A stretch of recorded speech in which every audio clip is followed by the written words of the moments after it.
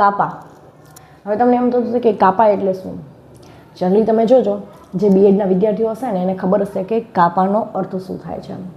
આમ તો તમને મારા ચેનલ પર સોશિયલ લાઈફને, સામાજિક જીવનને લઈને વિડીયો જોવા મળશે, પરંતુ આજે હું એક બીએડના જે અભ્યાસક્રમ છે એનો જે સિલેબસ છે વાંચી હતી, તો એ ખ્યાલ આવ્યો કે આ કાપાનો મિનિંગ ઘણાને ખબર નથી હોતી.